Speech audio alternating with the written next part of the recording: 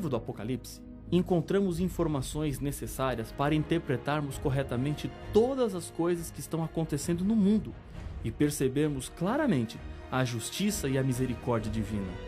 Nesse episódio, você descobrirá como Deus planeja sempre o bem para os seus filhos, mesmo com o fim do mundo às portas. O fim está próximo, mas só para aqueles que não amam a Deus.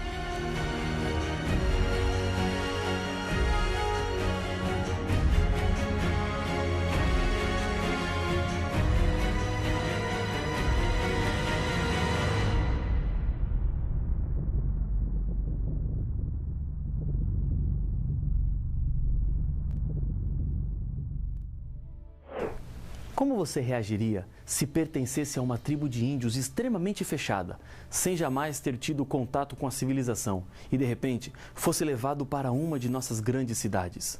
Com certeza, você não entenderia o que significam as antenas em cima das casas, os cabos de eletricidade, os telefones celulares e tantas outras coisas. Muitas dúvidas apareceriam. Agora, suponhamos que no meio desse passeio à cidade, você entrasse em um hospital, sem saber o que acontece exatamente ali. Não sabendo ler a placa de proibido entrar, você entra em uma sala de cirurgia, quando um cirurgião está abrindo o tórax de um paciente. O paciente está desacordado, preso a uma cama, e o médico está lhe cortando enquanto seus cúmplices ao lado estão olhando e ajudando no que está acontecendo. O que você pensaria desse cirurgião? O mínimo a imaginar é que se trata de um assassino sanguinário, mas na verdade ele é um benfeitor que está lutando contra a morte para salvar mais uma vida. A falta de informações nos levaria a cometer uma injustiça ao tratar como assassino aquele que na verdade era o Salvador. No livro do Apocalipse, encontramos informações necessárias para interpretarmos corretamente todas as coisas que estão acontecendo no mundo e percebermos claramente a justiça e a misericórdia divina. A maior descrição que a Bíblia faz de Deus está em 1 João capítulo 4, verso 8. Deus é amor. Apesar disto, o diabo, em sua rebelião, negou essa característica de Deus e o acusou de injusto, dizendo que exigir fidelidade e obediência à lei era falta de amor. Quando ele conseguiu que o ser humano desobedecesse à lei, e assim tornando-se um pecador, e como consequência veio a dor e a morte, conseguiu que Deus fosse acusado de injusto por não acabar com tudo isso. Na cruz, porém, Deus demonstrou a sua justiça e a sua misericórdia. Foi tão justo que não pôde mais tolerar o pecado e Jesus foi castigado. Ele era o nosso substituto. Deus buscou os seres humanos por amor. Deus não era obrigado a salvar a humanidade por causa das escolhas erradas que fizemos, mas Ele deu seu Filho unigênito para que todo o que nele crê não pereça, mas tenha vida eterna, conforme João capítulo 3, verso 16. Satanás, porém, continua proferindo mentiras contra o caráter de Deus. Se Deus é bom, por que tanta dor e sofrimento? Se é justo, por que permite que o pecado continue? A Bíblia tem as respostas. Hoje, o maior desejo de Deus Ele é longânimo para convosco, não querendo que nenhum pereça, senão que todos cheguem ao arrependimento. 2 Pedro 3, 9. E nesse plano de salvar a sua vida, Deus permite que algumas coisas aconteçam na sua vida que você não entende, mas Deus tem um objetivo e um propósito para todas as coisas. No livro do Apocalipse, Jesus diz: eu repreendo e disciplino a quantos amo. Apocalipse capítulo 3, verso 19. Finalmente, depois de esgotados todos os recursos para a salvação do ser humano, Deus terá que fazer algo inevitável, mas que representa a sua justiça. Os que escolheram não obedecer a Deus e a sua palavra serão destruídos. No Antigo Testamento, quando Moisés pedia ao faraó do Egito que deixasse o povo de Israel ir, diante das negativas, pragas caíam do céu. E no livro do Apocalipse, falando aos últimos dias da história deste mundo, mais uma vez, pragas cairão sobre o mundo. Muitas pessoas construíram uma imagem de Deus que não é exatamente como a Bíblia nos apresenta. Pensam em um Deus castigador no Antigo Testamento e um Deus paciente e amoroso que espera no Novo Testamento. Lembre-se de uma coisa: Deus é o mesmo. A maneira de Deus agir no passado é a mesma que agirá no futuro. Uma coisa muito importante você não pode se esquecer: a destruição final é uma opção humana e não de Deus. O Apocalipse nos diz que nos últimos dias da história deste mundo, 7 pragas cairão sobre o nosso mundo. Ao estudarmos sobre as pragas, meu objetivo não é enfatizar as tragédias que se aproximam. O meu objetivo é fazer com que você medite nos momentos que estamos vivendo, embora milhares de pessoas nem percebam que o nosso mundo caminha para o fim. Quando as pragas estiverem caindo, encontraremos o contraste entre os que se perdem e os que se salvam.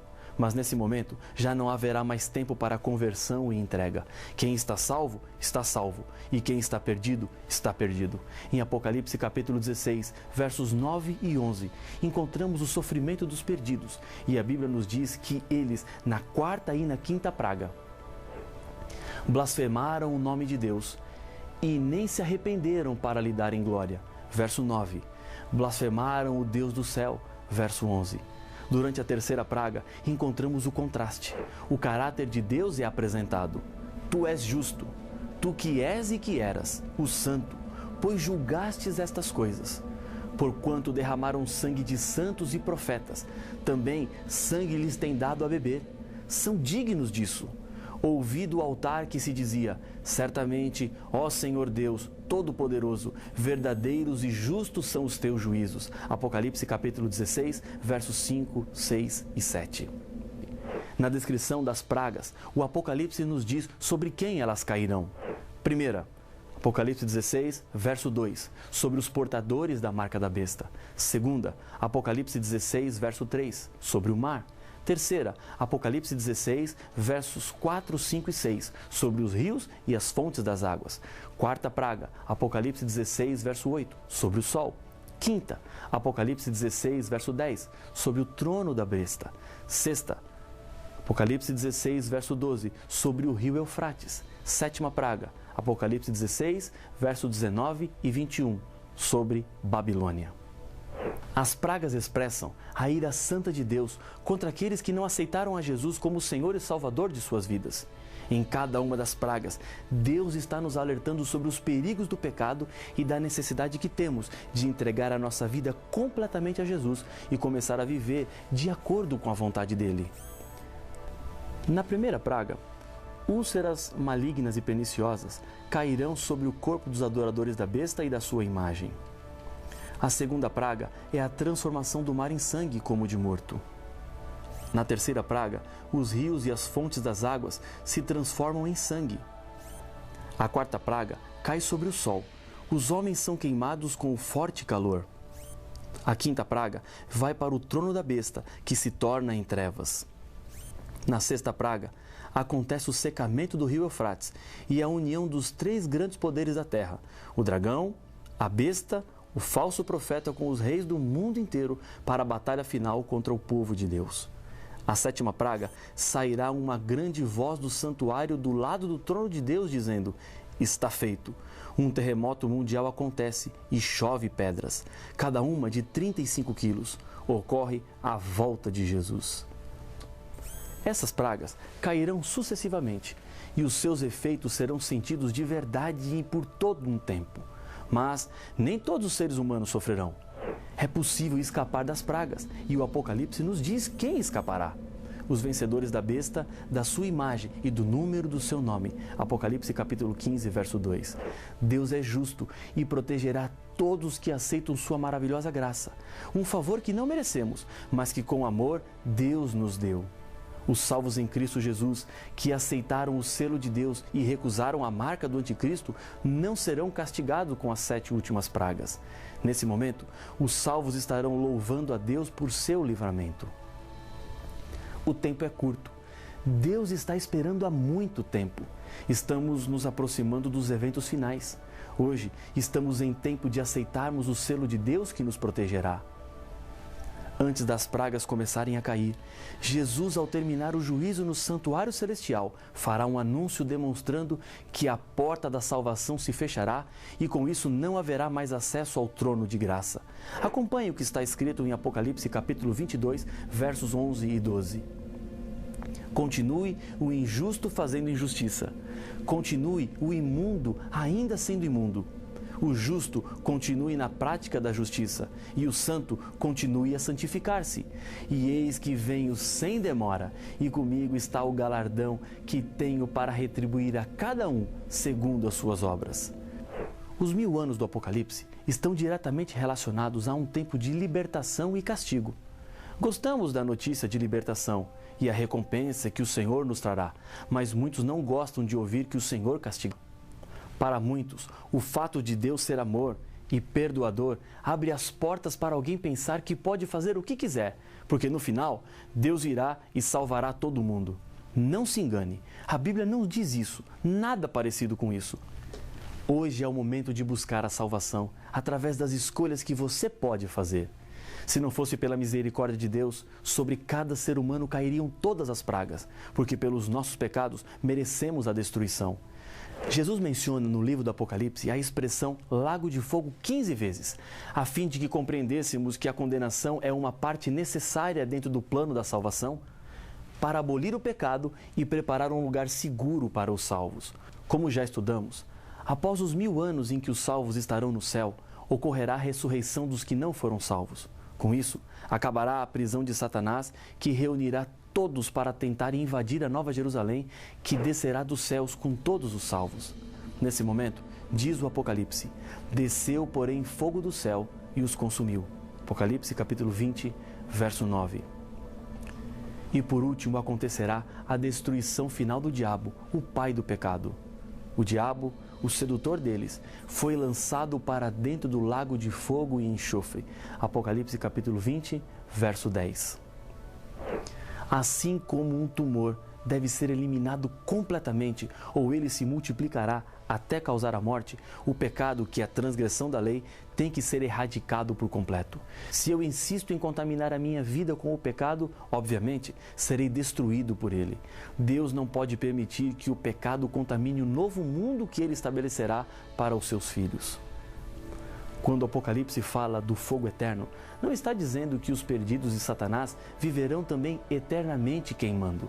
Deus não está dizendo que alguém, por ter vivido 70 anos no pecado, terá que arder por milhões e milhões de anos. O sentido real é que desse fogo será impossível escapar, porque é um fogo com consequências eternas. A Bíblia nos apresenta alguns antecedentes que nos ajudam a entender bem esse assunto.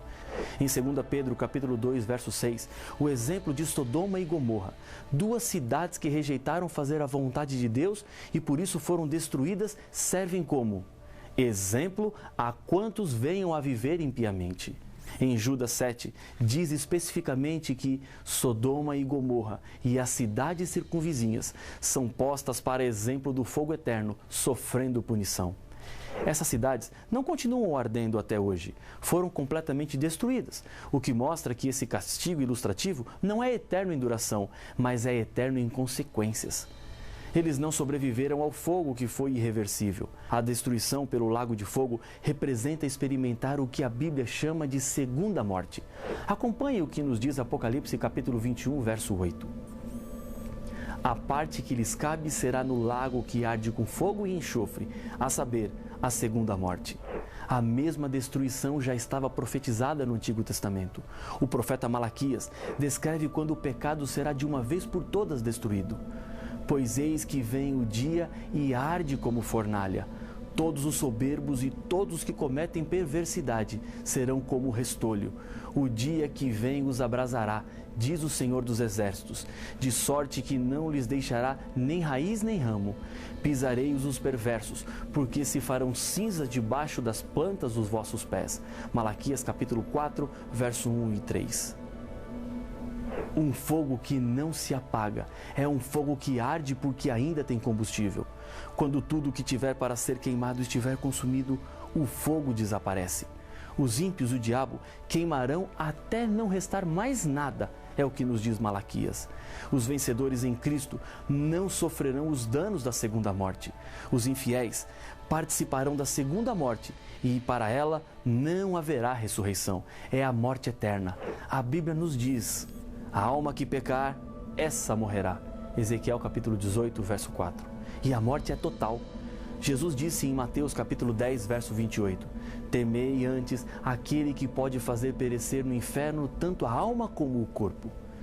Os perdidos serão lançados com o corpo no fogo eterno. Durante um ataque aéreo na Segunda Guerra Mundial, foi destruída parte do prédio legislativo de um dos principais países europeus. O prédio era um monumento histórico e não se sabia como seria possível reconstruí-lo, pois não havia mais o projeto. Para surpresa do governo, um homem apareceu com a planta do prédio. 50 anos antes, um dos sócios da empresa que construiu o prédio entregou a um jovem todos os planos e ele os guardou por meio século.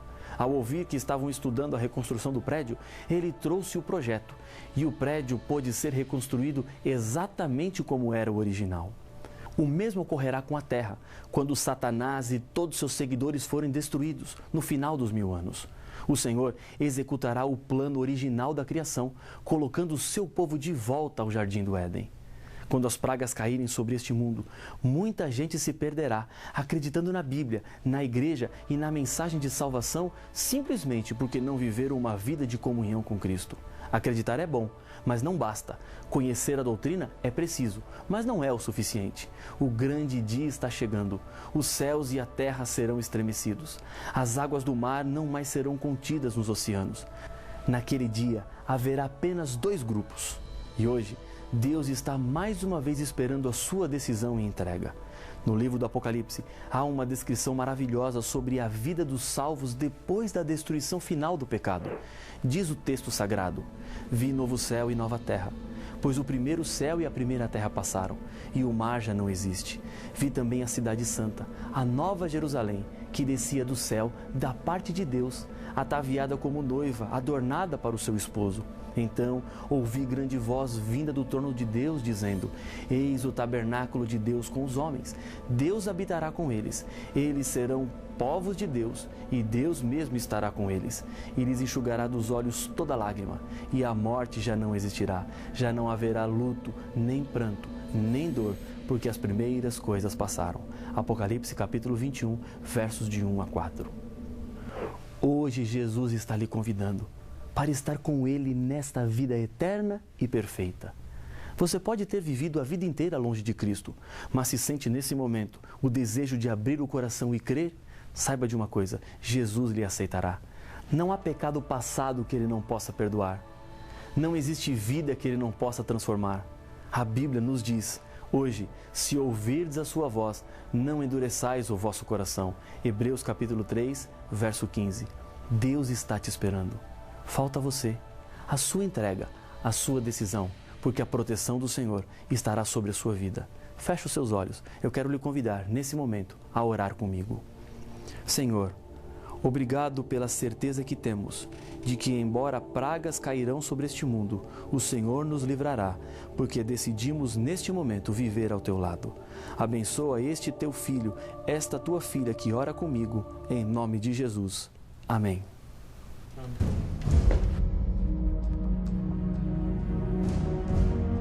A Bíblia nos apresenta uma Babilônia do passado, liderada por Nabucodonosor, que invadiu a cidade de Jerusalém. Da mesma forma, existe no Apocalipse um sistema religioso que se coloca contra Deus e é identificado como Babilônia. A Babilônia do passado apresenta pontos em comum com a Babilônia do Apocalipse. Mas quais são esses pontos? Como é possível identificar a Babilônia dos nossos dias? Para estes e outros enigmas, a resposta está no próximo episódio de Apocalipse, o fim revelado.